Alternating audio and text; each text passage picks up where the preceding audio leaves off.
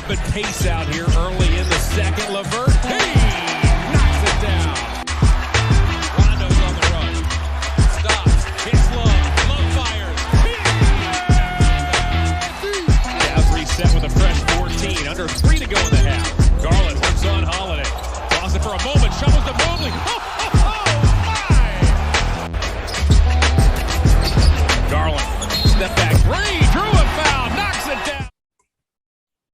Oh, ladies and gentlemen, boys and girls, channel agents, you are listening live to episode number 46, the biggest all things Cleveland Cavaliers episode we have ever had, because finally, we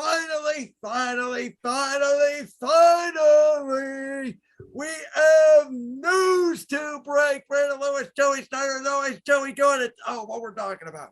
Brandon, I'm hyped. I'm jacked. Holy crap. I can't believe we get to talk about Colin Sexton is no longer a member of the Cleveland Cavaliers. He has been traded along with Ochai Agbaji, Lauri Markkanen, 3 first-round picks, 2025, 27, and 29, as well as 2 pick swaps to the Utah Jazz for their star shooting guard, Spida, Donovan Mitchell. Holy shit, Brandon. I'm cursing. I do not care. This is a huge, huge trade. And one that I frankly think both teams won. I think it's good for both teams. We're going to talk about it. But Brandon, first and foremost, we've talked about Donovan Mitchell before, and we both held back. We didn't want to get our hopes up. We didn't want to get your guys' hopes up. But it happened, and we can finally tell you how we really feel about the man they call Spida. Brandon, I want to get your thoughts first, because I am giddy as hell. I cannot wait to say everything I want to say.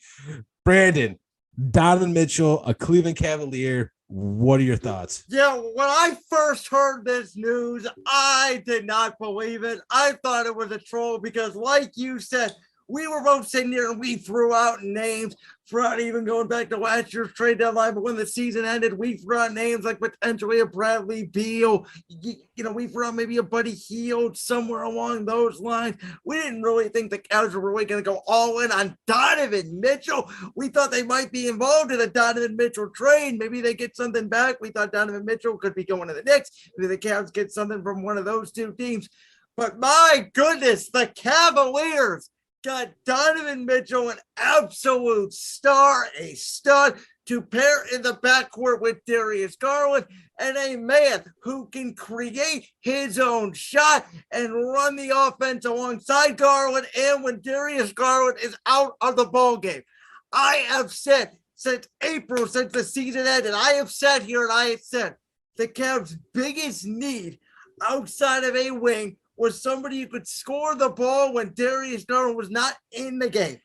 I said the Cavs needed to fix that this offseason, and they absolutely, without a doubt, knocked it out of the park. Listen, for the last 2-3 months on this podcast, we have sat here, and at this point, if you want to be frank with it, really wasted our time talking about Will Sexton sigh, Willie not sign, yada, yada, yada. There was no news going down. And really, all those conversations now are irrelevant because the Cavs do now have 4 All-Stars potentially in their starting lineup. They are, without a doubt now, one of the best teams in the Eastern Conference. And, man, the Cavs are here to stay for the next half decade to potentially a decade. The Cavs are perennial Eastern Conference contenders. I want to give a big shout out to Kobe Altman, who, when he first got the job as the general manager 5 years ago now, almost 5 years ago now, one of his first moves was trading Kyrie Irving.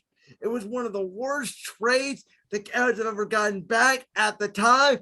And 5 years later, almost, he has done hit after hit after hit after hit, whether it's been in the draft or whether it's been trades to set up the Cavs. And we talked about not being able to defend the Cavs with Garland and Mobley and Allen before with all these guys.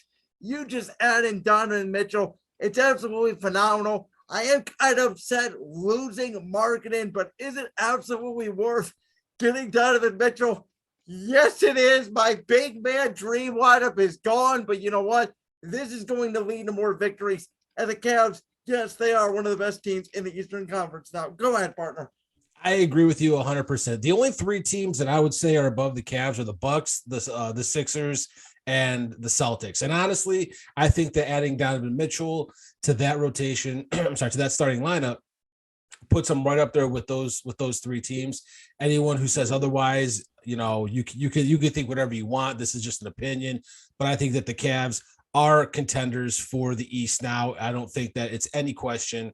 I think that you are getting a 25-year-old, three-time All-Star, averaged 26 points a game last year, 5 assists, 5 rebounds, was 15th in the league in steals, is one of the top-ranked pick and roll dribblers in the NBA. He can fly. He can hit the three. He is a 3-level scorer. He's tenacious on defense. And I use that word a lot, tenacious, because that means he gets after it. Had averaged a steal and a half a game last year. He's 6'2", 6'10" wingspan. I don't know how much more I could say. I mean, the kid is a star. He's not just an all-star. He's been in the league 5 years. He's a 3-time all-star. He is as legit as it gets. You got Garland, who's excited to have Mitchell on the team. You have Mitchell, who's excited to be on the team. From the reports, he was on the golf course, and he heard he got traded to the Cavs. He heard who the Cavs gave up and who was still on the team, and started running around the golf course, excited that he was traded to the Cleveland Cavaliers. This makes the team 100% a legit contender. And I want to throw out this. We didn't get rid of Isaac Okoro. Okoro is now, I think it is, and me and you have talked about this log jam, who's going to play the three. I think this clears up a lot of stuff. I think Okoro, who has been putting in massive work this season, is going to start at the three. You're going to have Love coming off the bench. You're going to have LeVert coming off the bench.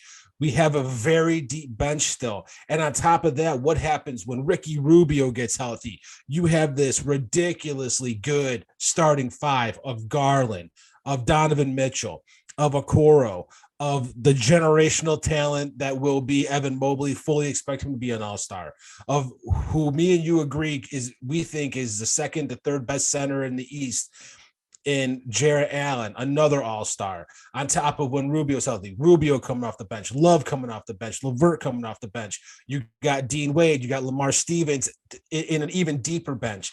This team is built to win. They're built for endurance. A lot of the problems that they had last year, running out of gas at the end, not being able to score points, they have 100% cleared up with this one move and the subsequent smaller moves that they made, bringing in Brook Lopez, re-signing Ricky Rubio so he can get healthy, but also signing Raul Neto.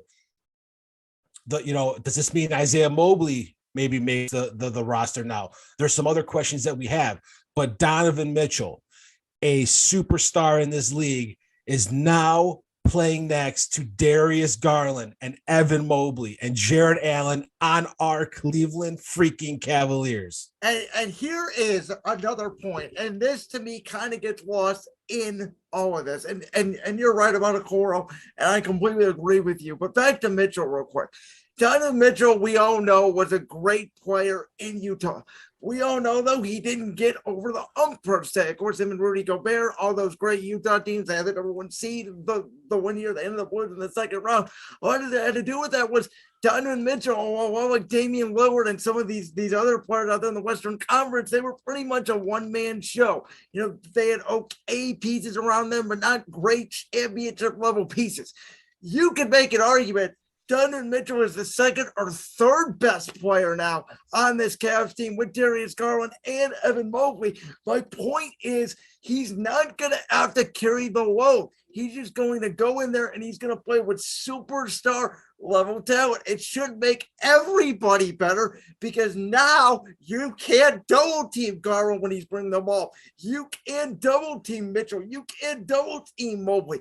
You are going to have to pick your poison. This Cavs offense is going to be one of the best offenses now, I think, in the NBA. They were 22nd in the league last year in scoring. That should go up tremendously. We know this is a great defensive team. Now they have their lockdown defender in Isaac Okoro.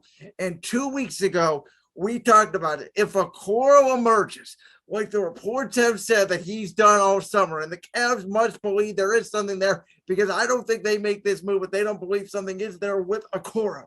Now, if Okoro puts it together too, the Cavaliers are right there with the best teams in the NBA, and they can absolutely compete with anybody in the league, all 29 other teams. I was not sure if that was the case before this move. Donovan Mitchell is a move that you make when you go for it. And we know aggressive wins in sports. And with the depth of this Cavs team, as you mentioned it, whenever Rubio comes back, you got to love coming off the bench. And Nato, LeVert, I mean, these guys, hopefully LeVert now coming off the bench can find his role. I think that's actually a better suited role for him to kind of play maybe that primary scoring guard while Rubio is out. So this looks really good, man, on paper. Of course, the JB Bickerstaff and crew are going to have to put it together. But this team is young. They are hungry. They are fast. And Rocket Mortgage Fieldhouse is going to freaking explode come October. Oh, that first game is going to be absolutely insane. And, I want to clear some, one thing up I said last week. I said, if you're going to give up all this stuff, you might as well go and get Durant. Well, Durant commands another star back. We would have had to have given up Garland or Mobley or Allen, maybe, Allen and LeVert. Is that something you're willing to do? We got a star shooting guard for Colin Sexton, who we didn't know if he was going to plan his qualifying offer for 1 year, or because we knew, I believe he actually signed a contract with I believe he signed with the Jazz. The Jazz. It was I believe it was 4 years, 72 or 74 million. Yeah, I can definitely double check that, but yeah. Markin, who we like you said, we love, and Agbaji, who we loved when they drafted, but he's an unproven rookie. As well as we gave up 3 first-round picks. We didn't give up 4. We didn't give up 5. We gave up 3 first-round picks. And that's because, like I have been saying, Colin Sexton is the best player that was available to the Jazz. If you don't believe me, go back and listen to any of the other episodes that we have talked. I have been shouting from the rooftops, Sexton is the best player that any team is going to get in a trade offer. And this was the deal to make. Sexton gets what he wants, and he gets to go to a team that's on a rebuild, because we know that Sexton can score the ball when he's the best the best option on the team. Donovan Mitchell, and I want people to know this: Donovan Mitchell was the best player on the number 1 seeded team 2 years ago. The Jazz were the number 1 seed. He had Rudy Gobert, he had Mike Conley. You had Joe Ingles, who's a great 3-and-D. You had Bogdanovich, great 3-and-D. I believe Jordan Clarkson was already on that team. I don't think he was on the Lakers still. But there were good players surrounding him, good starters, good bench players, and he was the standout player. And he's only 25 years old. He's young. I mean, he's 3 years younger than Karis LeVert. He fits in with this team perfectly. Age-wise, he's aggressive. He wants to run the floor. I mean, this is it's a great fit. It makes the Cavs so lethal because it opens everybody up. Like you said, who the heck are they gonna double team? I'm not saying they're gonna go undefeated or they're gonna have the best record in the NBA, but last year they won more than half their games. After, they were above 500 for the first time since LeBron left. Now you have another year of Garland in the offseason, who got better. You got another year of got better in this offseason.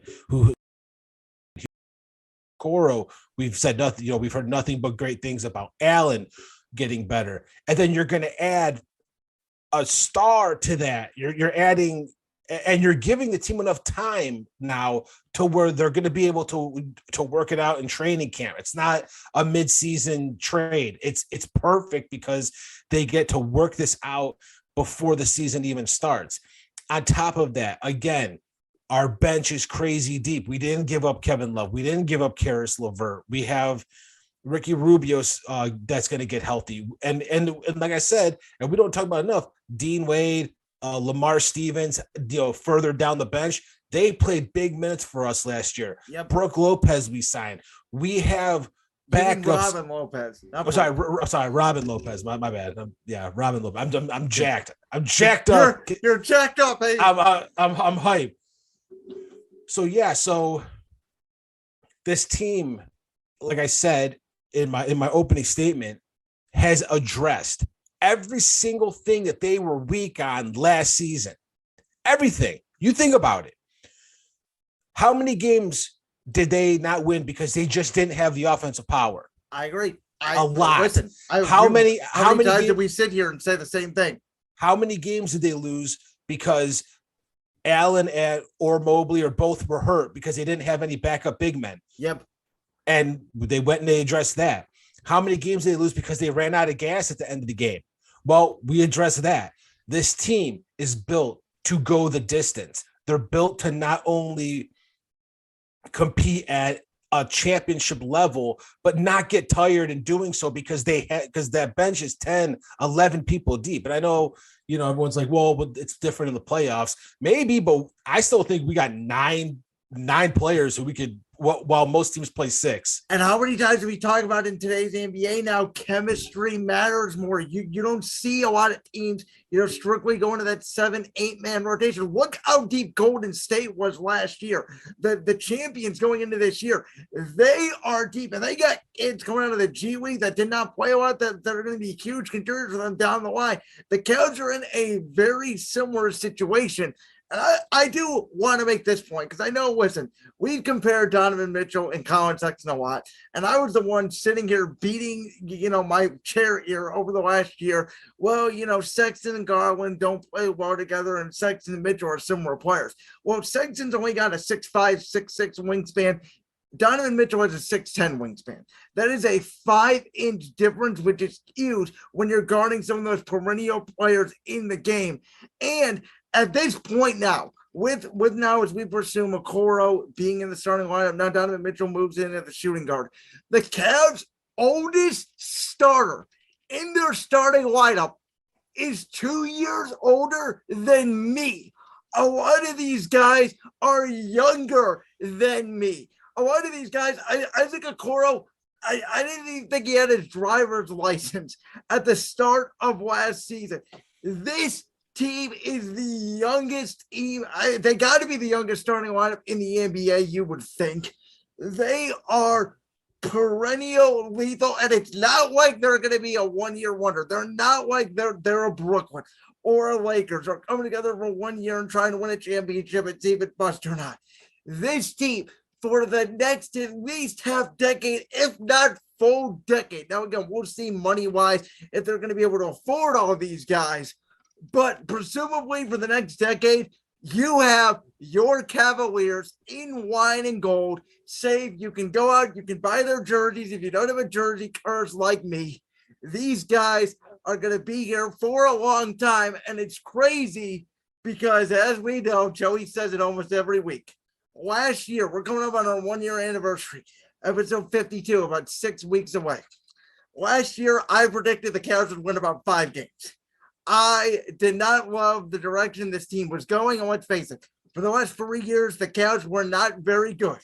But I have always said the NBA is the easiest league where you can rebuild and retool quickly if you get the right draft picks and you get the right trade or superstar. In 2 years, the Cavs have gone from arguably the worst roster in the NBA to being a perennial championship contender and one of the top 5 rosters in the NBA. That's a credit to coaching, that's credit to acquiring players, and that is a credit to player development. Today is a win for the city of Cleveland. It's a win for the Cavs, and it's a win for us, quite frankly, because we should be talking a lot more wins here with Cavs basketball. Huge win for us because if you guys don't know, I am going on vacation, and I will be gone the next 2 episodes. Brandon was teasing me thinking that Sexton was going to be moved while I was gone. I wasn't getting a chance to talk about it. And here we are the week before I leave for vacation.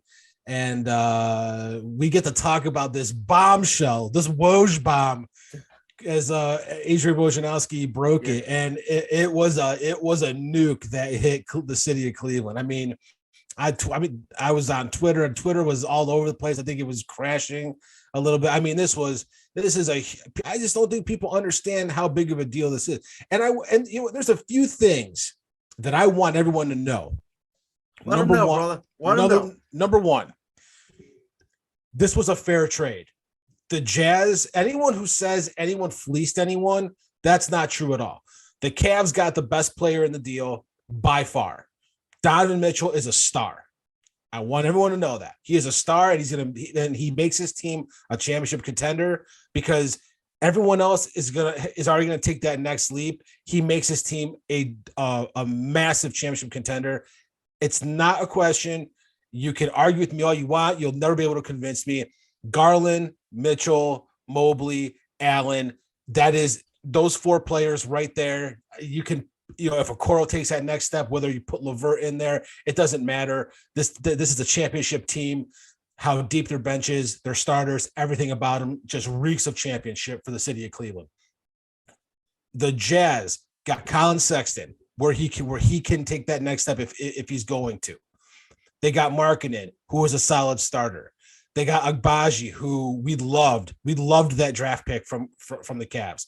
He can be a great player. We don't know if he's going to be a six man. We don't know if he's going to be a starter, but they get to see him grow. On top of that, I think they now have with trading Rudy Gobert, they have 7 first-round picks. Yeah, it's them and the Thunder. Them and the Thunder for the next 5 years are going to be controlling the draft. But these picks that they got, we're expecting them to be late-round picks because another point that I want to say.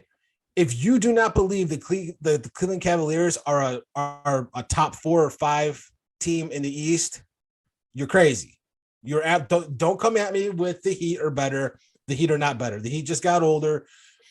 Yeah, you're not going to tell me Duncan Robinson and Tyler Hero are better than Donovan Mitchell and Darius Garland. And I know you still got Jimmy Butler, but and Bam Adebayo, great team. I don't put them ahead of the Cavs right now. I don't put the Raptors ahead of the Cavs. Nope. Mitchell just cemented them way behind the Cavs.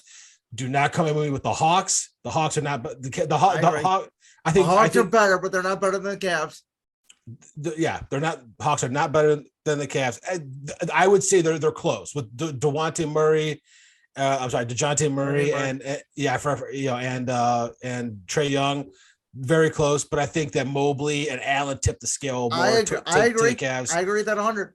And the one team I don't want to hear shit about from anybody until they do something is the Brooklyn Nets. That's fair. They are the 7th or 8th seed until they prove otherwise. Until Kevin Durant plays like Kevin Durant, Kyrie Irving is on the floor for an entire season, and they could put something together. I agree. Because is Ben Simmons playing? Too many questions. I agree. Until we see him on the floor, I don't. They're want to hear a wild anyone. card for sure, but I agree with you at this point. I think, to be honest with you, I was thinking about this through my head. I was running through it. I think the Cavs, you can make the argument now they are the second best team in the East. I really think you can make the argument the Cavs are better than Boston, and I especially think now you can make the argument that they are better than Philly, because I don't trust Philly. I love Joel Embiid, but history says he does get hurt a lot. He's a great player, and we don't know how James Harden is going to be. I know he's got a great contract, but Harden was not the same player. Yes, they have Tyrese Maxey. We'll see if he grows or not. I know they gave the Cavs problems last year, but that was last year's team. We didn't have the scoring. I think the Cavs now, we mentioned that they have 4 legitimate all-stars in their lineup. I think the Cavs are kind of right there with Milwaukee for the top team. I'm going to throw this out there right now. I am going to say it. I think realistic expectations for the Cavs would be Eastern Conference Finals. I really believe this team realistically has a chance to be Eastern Conference, if not make it to the NBA Finals next year. I'm going to put it out there right now.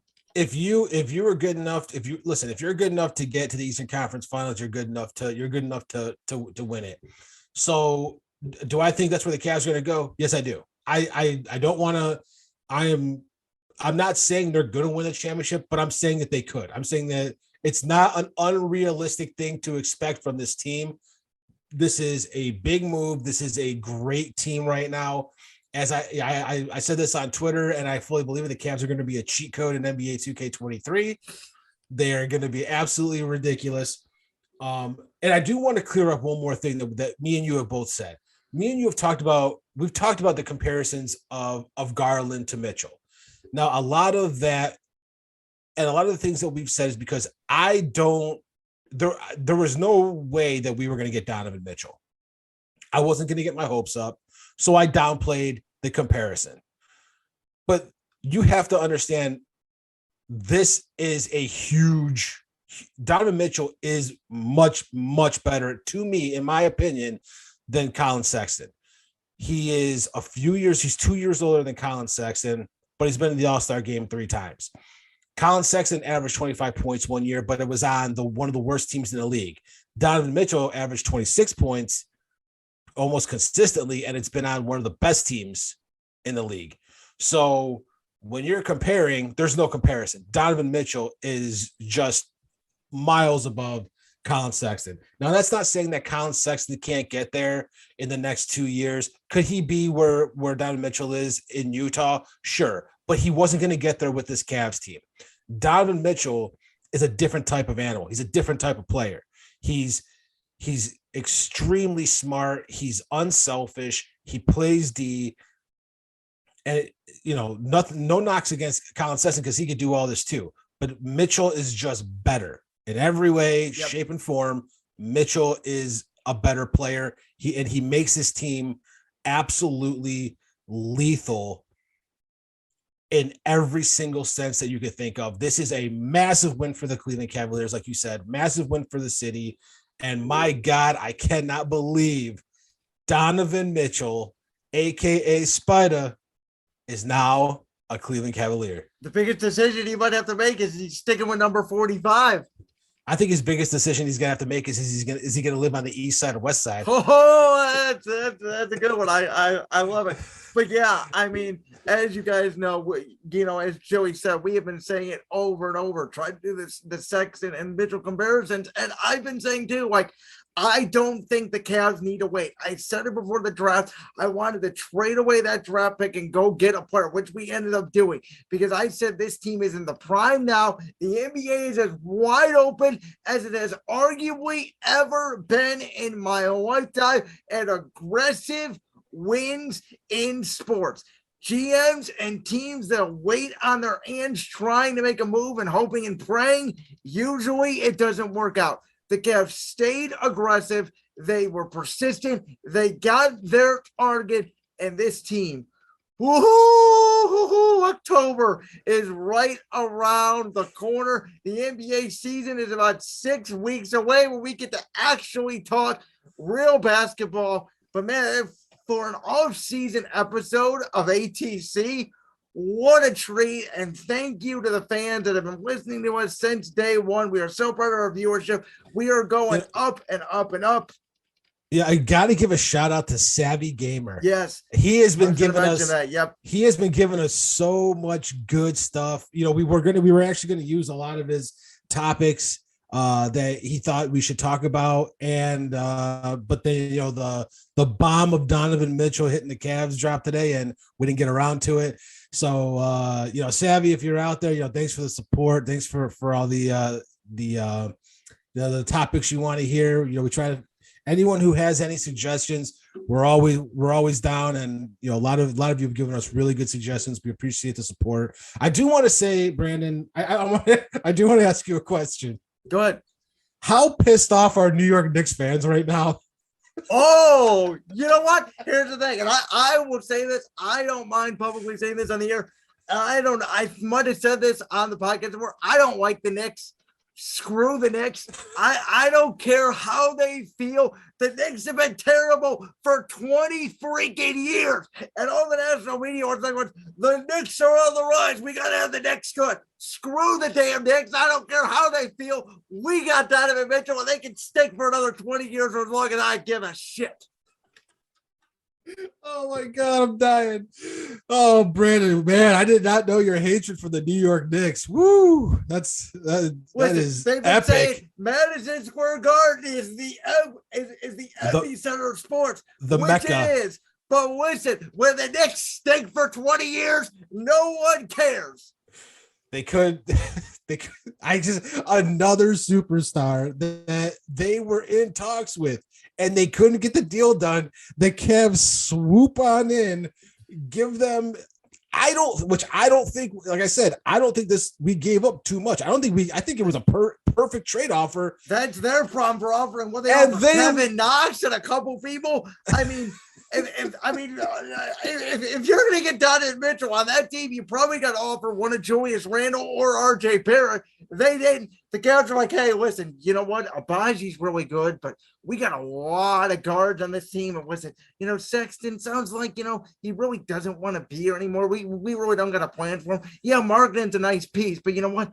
Donovan Mitchell, yeah, you know what? We'll do it. How about 3 first-round picks in 2025, 2027, 2029? Boom, done. Cavs get Donovan Mitchell. Now me and you don't have to talk about the draft next year because the Cavs won't even have a pick next year. They do have a pick next year. They did. No, I didn't think a second round pick. I don't think we have. We give it away. I looked it up. We don't have a first, and then the first round pick goes to Indiana because it's not going to be in the lottery. Seriously, I want people to think about that for a second. Us growing as a team and missing the playoffs gave us the ammunition to go and get Agbaji, which then gave us the ability to go and grab Donovan Mitchell. How crazy! I am getting all choked up here. Listen, Joey, I was just thinking about this. Remember when Evan Mobley and Jared Allen were hurt like the last couple of weeks of the season? Cavs were kind of battling for that 6th, 7th, and 8th spot. Mm-hmm. And I think we both kind of sat here and said, you know what? Should they just tank the year? Get their draft pick back that they gave up for Karis LeVert, which if we didn't make the playoffs, they were going to get that pick back.